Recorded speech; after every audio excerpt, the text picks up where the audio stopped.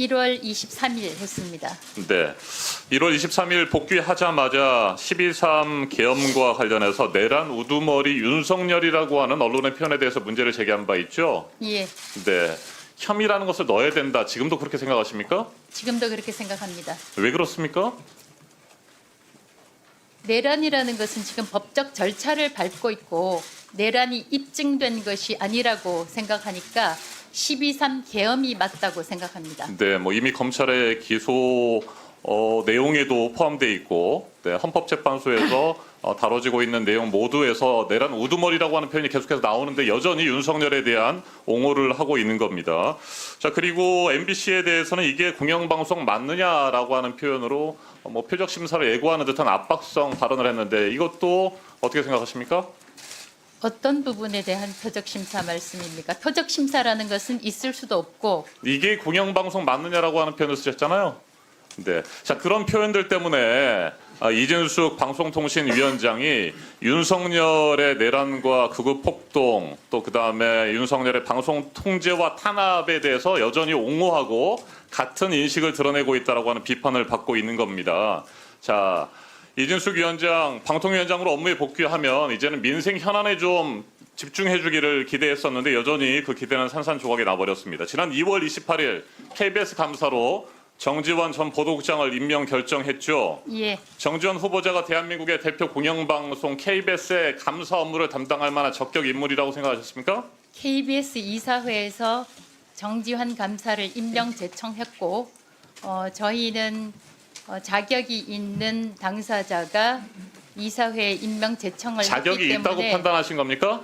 저희는 그렇게 판단했습니다. 네, 일단 코바코 비상임 이사로 여전히 재직 중인 상태였는데 KBS 겸직이 안 되는 거 아닙니까?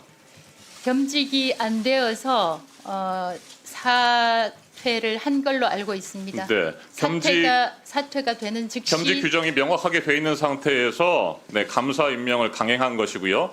2인 체제 의결과 관련된 정당성 문제를 다시 한번 짚어보도록 하겠습니다. KBS 이사회 임명 제청을 거쳤다고 하는데 헌법재판소의 탄핵 기각 결정과 관련해서 본인은 2인 체제 위법성에 대해서 면죄부를 받았다고 생각하십니까, 여전히? 면죄부라는 표현보다도 네. 헌법재판소에서는 각하, 기각, 인용 3개의 판결이 있고 저는 기각 판정을 받았습니다. 네, 자, 그 파면 결정과 관련해서 그런 결정을 내렸지만 헌법재판소는 여전히 2인 체제 위법성에 대해서 강력하게 지적을 했었던 상태입니다. 2인 위원만이 제적한 상태에서는 방통위가 독임제 기관처럼 운영될 위험이 있다라고 4명씩이나 되는 재판관이 얘기를 했었고요. 이 헌법재판소의 역사적인 맥락을 설명하면서 과거 권위주의 정부에 대한 방송 통제와 탄압 그리고 민주화 이후에는 행정부로부터 독립된 방송위원회가 방송 관련 업무를 수행해야 된다. 이런 이유들 때문에 방통위가 국가 권력이나 특정한 사회 세력 간섭을 받아서 운영될 위험을 막아야 된다. 이런 강한 위법성에 대한 지적을 했었는데 그럼에도 불구하고 2인 체제에 위법한 상황에서 KBS 감사와 EBS 사장 선출과 관련된 일정들을 밀어붙인 것은 아주 잘못된 것이에요? 이런 지적에도 불구하고 550일 넘게 국회에서 3인의 방송통신위원회 상임위원을 추천하지 않은 것에 대해서 다시 한번 3명에 대해서 추천해 주실 것을 요청합니다. 네, 그러면 만약에 5명이 있는 잠깐만요. 상태에서 됐습니다. 2명만 했다면 제가 문제가 있겠지만 2명밖에 없는 상황이었고 2명으로 상임위원회를 열 수가 있게 돼 있습니다. 네, 윤석열 정권에서 계속해서 선별적인 임명, 선별적인 인사 처리를 해왔기 때문에 그걸 지금도 우리는 믿을 수가 없는 것입니다. 기형적인 2인 체제에서 독임제 기관처럼 운영되고 있고 이 부분에 대해서는 헌법재판소뿐만 아니라 행정법원에서도 끊임없이 위법성 문제를 제기했던 겁니다. 자, 방통위원장의 권한 행사 방송의 공익성과 공공성에 대한 국민의 신뢰를 심각하게 훼손한 상태에서 더 이상 우리 국민들은 이진숙 방통위를 믿을 수 없는 상황이에요. 이런데 2인 체제 위법성 여전히 남아있는 상태에서 정지원 KBS 감사를 임명했다는 겁니다. 앞서 말씀드린 것처럼 코바코 비상임 이사를 겸임하고 있는 상태에서 무리하게 했다는 것이고 제대로 검증도 하지 않았다는 것이죠. 자, 두 번째 후보자의 적절성 부분에 대해서 얘기를 좀 해보겠습니다. 정지원 후보자, 정지원 감사, 2015년 고대영 사장 체제 첫 보도국장, 박근혜 국정농단 사태 당시에 일선 기자들의 취재 요구를 묵살하고 보도를 가로막은 인물입니다.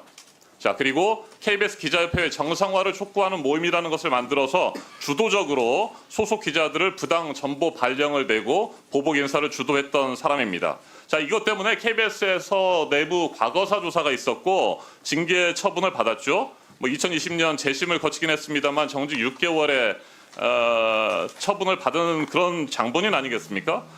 사측을 상대로 징계 처분 무효 확인 소송을 제기했는데 이에 대해서도 1심에서 패소한 바가 있습니다.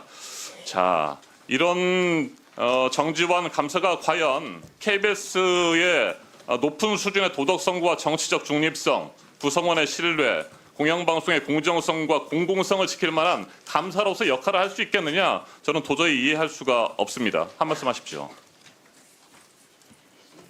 이 부분과 관련해서는 KBS 자체적으로 보도 관련 기준에 따라서 보도한 것으로 저는 알고 있습니다만 자세한 사항은 알지 못합니다. 자세한 사항을 알지도 못하는데 KBS 이사회에서 임명 제청을 하였고 당시 감사 자격과 관련해서 저희가 그 됐습니다. 검토를 해서 네, 코바코 비상임 됐습니다. 이사가 멈추세요. 해소되면 자, 자세한 사항도 시작되는 모르는 걸로 상황인데 알고 있습니다. KBS 이사회가 추천했다고 해서 그냥 후보자를 임명했다 이런 겁니까? 보도 됐습니다. 관련해서 잠시만 멈춰주세요.